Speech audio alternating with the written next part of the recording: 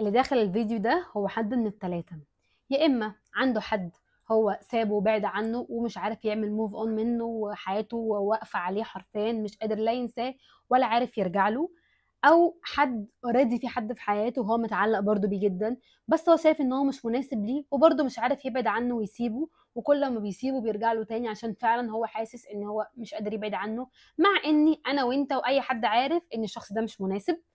تالت حاجة الشخص متعلق بحد جدا وهو اتوفى أو فارق الحياة ومش قادر حياته تكمل أو حاسس إن في حاجة غلط أو لسه في الدايرة بتاعة الحزن مش قادر يخرج منها. سواء انت حد من التلاتة او انت حد من التلاتة دول، احنا النهاردة هنحل المشكلة دي كلها ان شاء الله. خلينا الاول نتكلم على الشخص اللي هو خرج حد من حياته وهو في نفس الوقت لسه بيحبه جدا ومش قادر ينساه وفي نفس الوقت مش عارف يرجع له. خلينا نتكلم ان احنا اول لما بنقع في الدايرة بتاعة التعلق او ان الشخص اللي قدامنا مهما كان مؤذي انا مش عارف ابعد عنه او مش عارف انساه وخلاص انا سبته وخرجته من حياتي، بس كل ما افكر فيه او كل دماغي مشغوله بيه او كل انا مش قادر اتخطى ان انا سبته او انا مش قادر اعيش حياتي طبيعيه. اول لما بنبعد عن الشخص ده بيبدا يظهر في دماغنا او يبدا يظهر في ذاكرتنا الحاجات الحلوه بس اللي هو كان بيعملها، او الحاجات الحلوه بس اللي انا كنت محتاجاها منه. قد ايه الشخص ده كان كويس، قد ايه الشخص ده كان مش كويس كليا بقى كويس في الحاجات الصغيره، قد ايه كان بيخرجني، قد ايه كان بيحنين عليا بيغير عليا، قد ايه كان محتويني، كان بيقول لي كلام حلو، كان بيصرف عليا، بينا اطفال، بيهتم بتفاصيلي الصغيره. كل دي حاجات حلوه اول لما بنسيب الشخص بتبدا تيجي في ذاكرتنا او بتبدا تخلينا احنا فعلا مش عارفين ننساه، احنا فعلا مش عارفين نخرجه من حياتنا عشان بنفتكر الحاجات الصغيره دي اللي احنا اوريدي كنا محتاجينها. اول حاجه لازم نعملها ان احنا نحاول نملأ الفراغات الصغيره دي. حد كان بيهتم بيا احاول انا اهتم بنفسي، حد كان بيصرف عليا احاول انا انزل اشتغل واصرف على نفسي، حد كان بيقول لي كلام حلو انا احاول اقول كلام لنفسي حلو، حتى لو مش كلام بالبق، حتى لو كلام لو انا جبت لنفسي هديه، جبت لنفسي حاجه، رحت الجيم، اهتميت بصحتي، اهتميت بنفسي، قلت لنفسي لا كلي عشان تبقي احسن. ده يعتبر كلام حلو، ده يعتبر حاجه حلوه انا بعملها لنفسي، ممكن يكون انا مش بعملها لنفسي ولما حد بيجي يعملها لي انا بحس ان قد ايه الشخص ده جميل. تاني حاجه المفروض نعملها ان احنا هنجيب ورقه وقلم كده، ورقه وقلم جميله، نبدا نكتب فيها كل الحاجات الوحشه اللي هو عملها.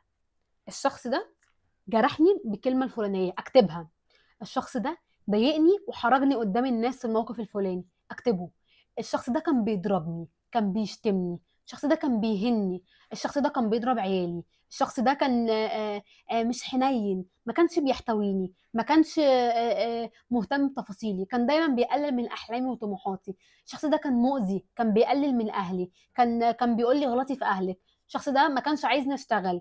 ايا كان بقى كل الحاجات اللي انتوا اوريدي سبتوا بعض عشانها اكتبوها قدامكم كده في على الموبايل او في ورقه او في ايا كان الحاجه تفضل قدامكم. اول لما افكر فيه ابدا افتح على طول الموبايل، كان بيعمل وبيعمل وبيعمل، خلاص انا قفلت الموبايل. فالحاجه دي والله العظيم فعاله جدا وبتخليكم بجد تعملوا موف اون، مش هقول لكم 100% بس شويه، اللي هو بيقلل التفكير منكم. لكن لو احنا دايما شايفين ان شخص بنبص بس على الحاجات الحلوه اللي كانت فيه، غصب عنك هتحني، غصب عنك هترجع. ما احنا بني ادمين برضو في الاول وفي الاخر. لما شخص افضل افتكر بس الحلو اللي كان بيعمله وانسى الوحش اللي كان بيعمله، طبيعي خلاص ما انا الشخص ده شايفاه خلاص شويه وهيطلع له جناحات، فملاك نازل من السماء، انا مش شايفه، مش فاكره له مخي، مش فاكر له غير الحلو بس. فانا هبعد عنه ليه، هسيبه ليه؟ طب ما انا اديله فرصه، طب ما اكلمه المره دي يمكن يتغير، يمكن اتحسن. لكن انا وانت عارفين ان انت حتى لو رجعتي مش هيتحسن ومش هيتغير.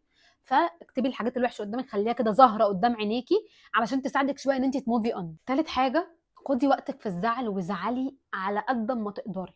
خلاص انا محضره مناديلك، بلاي ليست تامر عاشور، اوضتك الضلمه، عيطي ودبدبي واحزني وطلعي كل المشاعر السلبيه من جواكي، صفي الدنيا، صفي قلبك. خلاص انا عيطت كل حاجه، روحي كلمي صاحبتك لو انت عندك صاحبتك قريبه، روحي كلمي مامتك لو مامتك عارفه الموضوع، روحي كلمي اختك لو هي عارفه الموضوع وبتتكلم معاكي، كلمي الشخص اللي انت ترتاحي معاه الا الشخص اللي تعبك واذاكي ده. يعني ده ما تحطيش اصلا في الليست اللي انت تروحي تكلميه، ده اخر حد خالص وما فكرش ان انا اكلمه اصلا. يعني انا متضايقه وحزينه عشانه، مش هروح اقول له انت عملت وعملت وعملت وعملت، لا، ما تبينيش ضعفك بالذات للشخص اللي اذاكي، بالذات الشخص اللي اذاكي اوعي تبيني له ضعفك. خلاص، اتكلم مع شخص انا عارفه ان الشخص ده ثقه وقاعده في حياتكم، ما تبينوش ضعفكم للناس انتوا مش واثقين في النوم، مش واثقين منهم 20 مليون في المية، مش 100%، لا اكتر بكتير. الشخص ده انا عارفه ان مهما الدنيا طلعت ونزلت وراحت وجت، الشخص ده عمره ما هيقلل من ضعفي، او عمره ما هيضغط على الحته اللي وجعاني، او عمره ما هيقول لي انت عيطت وعملت وعملت وعملت.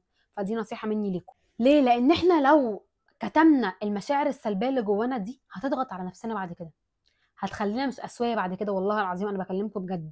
هتخليكم في حاجه فيكم مش طبيعيه. احزنوا وادوا زي ما بتدوا الفرح وقته، ادوا كمان الحزن وقته، بس ما تطولوش بقى، مش هنقعد بقى في دايره الحزن دي عشان ما يبقاش روتين في حياتنا، احنا كل يوم بنحضر مناديلنا ونعيط، لا. خلاص هي وقت وخلاص بقى، انا هقوم من الوقت ده انا هبقى كويسه خلاص. رابع نقطه، بعد ما تعملوا الحاجات اللي فاتت دي هتكونوا بداتوا تحسوا ان انتوا خلاص انا قدرت او بدات استوعب ان الشخص ده فعلا هو خرج من حياتي، الشخص ده فعلا هو انا ما بقاش موجود. هو يمكن الشخص كويس، يمكن انت كويسه والشخص ده كويس، بس انتوا مش قادرين تتقابلوا، مش متفاهمين مثلا، كميتكم غير بعض، تعليمكم غير بعض، مش شبه بعض في حاجات كتير تخليكم قادرين تتعاملوا مع بعض. فخلاص يمكن الشخص ده كويس وانت كويسه، بس كل واحد يتمنى الخير للتاني بعيد عنه. خلاص اول ما توصلي للمرحله دي الحمد لله على السلامه، انت هتبقي كده خلاص في اخر الموف اون، مش في اول، انت في اخر الموف اون. هو كويس لنفسه كويسه لنفسها، لكن هي معايا احنا مش كويسين مع بعض خالص. 5، ودي نقطه مهمه جدا، ابدأي دخلي ناس حياتك. ابدأ دخل ناس حياتك، ومش ناس بقول لكم ان انتوا ترتبطوا بيهم او ان انتوا تبقى ناس داخلين في علاقه صريحه، لا. صحاب، بس ناس جديده، ناس مختلفه، ناس لسه عارفاكوا جداد، لسه بتكتشفكوا، لسه بتقول الحلو اللي جواكوا، لسه شايفه الحلو اللي جواكوا.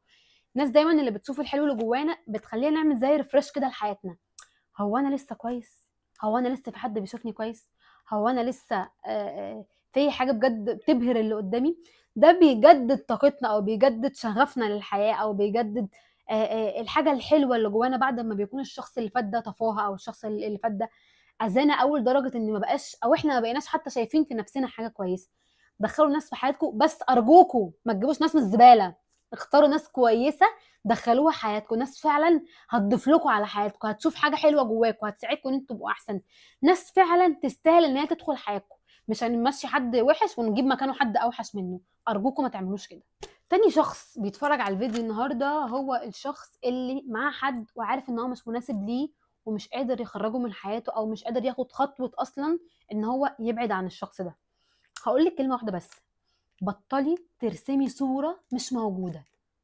الشخص اللي انا وانتي وكل الناس عارفه ان هو مش مناسب، انت رسمه صوره هي مش موجوده، مش دي الصوره بتاعته الحقيقيه، مش دي الصوره اللي بعد عماله تقولي لنفسك اصل هو بعد سنه هيبقى كويس، بعد الجواز هيبقى كويس، بعد الخطوبه هيبقى كويس، بعد العيال هيبقى كويس، بعد العمر هيبقى كويس. اللي مش كويس دلوقتي مش هيبقى كويس بعدين، طول ما هو ما بيحاولش ان هو يبقى كويس، طول ما انت مش شايفه بعينيكي ان هو بيحاول ان هو يبقى كويس، طول ما انت مش بتسمعي كلامه وخلاص. ما هو انا ممكن اكون مش بحاول ابقى كويس، بس انا بقنعك ان انا بحاول ابقى كويس، بس انت مش شايفه ده، فاقنعي نفسك باللي انت شايفاه، دي الحقيقه بتاعت الشخص اللي هو فعلا مش كويس، هو فعلا مش هيتغير، هو فعلا مش هيتحسن. بلاش تحطي له اعذار عشان يبقى كويس وخلاص، اصل هو مشغول، اصل هو في الشغل، اصل هو عنده ظروف، اصل هو عنده اهله، اصل هو عنده مش عارفه مين، اصل هو ما فيش الكلام ده. اللي عايز يكلم حد بيكلمه، اللي عايز يهتم بحد بيهتم، اللي عايز يحبك هيحبك، اللي عايز يتغير بيتغير. الشخص اللي مش عايز ده هو اللي مش عايز. الشخص اللي مش كويس ليكي دلوقتي مش هيبقى كويس ليكي بعدين، مش هيبقى كويس بعد سنه، انت اللي بتضيعي في عمرك وخلاص. خلاص كده شكرا، معلش. معلش انا في وقت من الاوقات كده بتحتاجي تدوسي على قلبك عشان تكسبي نفسك. دوسي على قلبك، دوسي على قلبك فتره، وبعد فتره قلبك هيرجع لك والله، وهتبقي كويسه وتقولي الحمد لله انا ازاي كنت مع الشخص ده في يوم من الايام. بس لا، دوسي على قلبك. لو انت قلبك اللي وجعك معلش، بنجيب قلبنا كده وندوس عليه ونفهمه ان انت بعد فتره هتبقى كويس، مش مشكله عادي. بعد فتره هيجي لك حد فعلا هيبقى عارف قيمتك، هيبقى عارف قد ايه انت شخص كويس وتستاهل كل حاجه في الدنيا. فما تضيعيش فرصكم، ما تضيعوش حياتكم مع ناس مش كويسه، مش مناسبه ليكم، مش مناسبه لحياتكم، مش مناسبه لطموحكم، مش مناسبه لاهدافكم، مش مناسبه ليكم بشكل عام. كمان في حاجه انا بحب اعملها قوي، فكره ان احنا نكون بنفكر في شخص ليل ونهار، ليل ونهار قاعده صاحيه نايمه قايمه بفكر في الشخص ده، بتخلينا نفقد لذه الحاجه اللي بنعملها. يعني دايما كنت بقول ايه، ان انا كل حاجه رايحاها بلبس هدومها، انا رايحه الشغل بلبس هدوم الشغل، مش هدوم الشغل الهدوم اللي بلبسها، شخصيتي، شخصيه دينا في الشغل. رايحه مقابل صحابي بلبس شخصيه دينا مع صحابها. بقى رايحه اقابل اهلي، خلاص بفصل ان انا رايحه اقابل اهلي. والله رايحه اقابل الشخص المؤذي اللي ما مش عاجبنا كلنا ده، بقعد بقى معاه خلاص البس شخصيه بقى. انت ايه ناوي على ايه؟ انت ايه الدنيا؟ ايه اللي في دماغك؟ ايه اللي بيحصل؟ انت عايز تروح بينا فين؟ البسي الوقت بتاع الشخص للشخص، الوقت بتاع الموقف للموقف. لكن انا قاعده مع صحابي عمال افكر فيه، ويا ترى بيكلم مين، ويا ترى بيعمل ايه، ويا ترى كلمني، طب بعت لي مسج، طب ابص على الموبايل، مش عارفه ايه. فلاقي صاحبتي بتقول لي طب ايه يا دينا ايه الدنيا، الاقيني تايهه مش عارفه كانت بتقول ايه اصلا، مش عارفه انتوا كنتوا بتتكلموا في ايه. فانا قعدت وقمت، فقدت اللذه بتاعت صحابي، فقدت القعده بتاعت صحابي. رحت مع اهلي برضو قاعده في الاوضه لوحدي وماسكه الموبايل وعماله اتكلم وعماله وبعت لي فقدت قعدتي مع اهلي. لاني في وقت من الحياه كده لو انتوا ما شبعتوش من الحاجات اللي حواليكوا، الحاجات اللي حواليكوا بتروح. لو انتوا ما كونتوش صحاب مش هتعرفوا بعد فتره تكونوا صحاب. لو انتوا ما استمتعتوش بالقعده مع اهلكم، اهلكم مش هيبقوا موجودين طول العمر. لو انتوا ما عملتوش علاقات في الشغل، او انتوا لو ما بقوش عندكم شغل كويس، بعد فتره هيبقى الموضوع اصعب ان انتوا تخشوا وتتعاملوا مع ناس وتبنوا علاقات في شغلكم. فخلي كل حاجه لوقتها، كل حاجه ليها اللبس بتاعها، او كل حاجه ليها الحاجه بتاعتها اللي تناسبها. ما تدخليش المواعيد في بعض، ما تدخليش كل واحد. بتفكري قاعده مع صحابك بتفكري مع اهلك، قاعده مع اهلك بتفكري مع صحابك، قاعده مع مش عارفه مين بتفكري مع مين. في وقت في اليوم كده في الاخر فكري بقى في كل الحاجات اللي عايزه تفكري فيها. لكن الشخص اللي بفكر فيه ليل ونهار ده مش صح على مخي اصلا. ده بيخليني فاشله في شغلي، فاشله مع صحابي، فاشله في علاقاتي في الشغل، فاشله مع اهلي، ما بقعدش مع اهلي، فاشله مع كل الناس بقى، فاشله عموما. وبس ناجحه في ان انا اكون مع شخص هو اصلا مش مناسب ليا، ودماغي رايحه جايه طول النهار. فليه؟ ثالث شخص بيتفرج علينا النهارده وهو الشخص اللي فعلا ده بشوفه اصعب حاجه في ايدينا، ان هو الشخص اتوفى واحنا مش قادرين نكمل حياتنا، او حياتنا واقفه فعلا علشان احنا مش عارفين نمشي من غيره في حياتنا. وعادة بيبقى ده شخص قريب مننا، يا اما بقى كان زوج، كان اب، كان ام، كان اخ، كان اخت، ايا كان، كان حد قريب مننا وفعلا احنا مش عارفين نموف اون من حياتنا، او مش عارفين نكمل حياتنا بشكل سليم. وبالذات لو الشخص ده كان فعلا كله مميزات وفعلا ما كانش عنده اي مشكلة معانا. او دايما الشخص اللي بيتوفى احنا دايما بنفتكر له الحلو غصب عننا، مش بنفتكر له اي قصه، او مش بنفتكر له اي حاجه وحشه هو عملها فينا. فاول حاجه بتعملوها طبعا ان انتوا بتدعي له. وانا يعني عايزه اعيط. انا مش بقول لكم خطه هنمشي عليها هنوصل لحل، لاني انا وانتوا وكل الناس تقريبا كلنا مؤمنين، ايا كانت الديانه اللي بتتفرج عليها، كلنا مؤمنين ان احنا في الاخر هنموت. لان دي حقيقه كونيه مفيش فيها جدال، كل البني ادم في الاخر هيروح عند ربنا. ادعوا للشخص المتوفي، ودايما افتكروا ان هو عايز يشوفكم احسن. يعني انتوا دايما لما تقعدوا مع نفسكم افتكروا ان الشخص اللي توفى ده هو مش مبسوط وانا قاعد زعلان، مش مبسوط وانا متضايق وطول النهار في نكد وطول النهار في دايره حزن، وعنايا ورمت وجسمي ضعف وبقيت تعبان نفسيا وبقيت مرهق طول الوقت وما بقيتش عارفه اشتغل وما بقيتش عارفه اعيش وما بقيتش عارفه اتنفس وما بقيتش عارفه اتبسط. انك تتبسط او انك تضحك او انك تعيش حياتك طبيعيه، دي مش خيانه ليه، او دي مش اللي هو انا مش هتبسط من غير بابا، انا مش هتبسط من غير اختي، مش هتبسط من غير. دي مش خيانة، دي حاجة طبيعية، ودي حاجة احنا كلنا هن ضايقينها. هو الفراق انا عارفة ان هو اللي بيوجع، او ان هو اللي بيخلينا كلنا عارفين احنا هنموت. لكن فكرة ان انا بعدت عن شخص والشخص ده كان موجود معايا في يوم من الايام، دي اللي بتبقى مؤلمة قوي. انا مريت بيها وعارفاها كويس جدا، عشان كده بتكلم بجد والله العظيم من قلبي قوي. بس مش هقول لكم ان الحياة بقت بيس والدنيا بقت تمام، بس الدنيا بتتحسن وفعلا ربنا انعم علينا بنعمة النسيان. ومش بننسى الشخص كليا والله العظيم، بس بنقدر نعيش. بيبقى فيه جزء ناقص ومحدش هيقدر يملى الجزء ده، بالذات لو هو حد من الاهل. بس كلنا هنموت، كلنا لازم نكون مؤمنين بده. اقعدوا اتكلموا مع الناس اللي توفت وفرقتكم وانتم محتاجينهم، اقعدوا اتكلموا معاهم. لما تنجحوا او لما تعملوا حاجه في حياتكم ارجعوا لهم، ارجعوا لهم، فرحوهم بشهاده، فرحوهم بنجاح، فرحوهم بشغل جديد دخلتوه، فرحوهم اكنهم معاكم بالظبط. وهتلاقيكم متوقعين الرد اللي بيردوه. هتلاقي ربنا انعم عليكم ان هو جابه لكم في حلم، جابه لكم في حاجه، حاسين ان هو بيرد عليكم. حسوا، حسوا بيه زي ما احنا كده بنحس ان ربنا بيرد علينا وبيدينا اشارات وبيوجهنا وفي كلام من ربنا. اهالينا كمان هنحس بيهم، هنحس ان هم ستيل موجودين، ان هو ان هو انا شايفاه طول الوقت، انا حاسه بوجود حد معايا، انا بنجح عشان الشخص ده مبسوط مني، يبقى شايفني قد ايه بنجح. ادعوا لهم كتير وطلعوا خير وطلعوا اعملوا خير على قد ما تقدروا، لان هم فعلا بيبقوا محتاجين ده.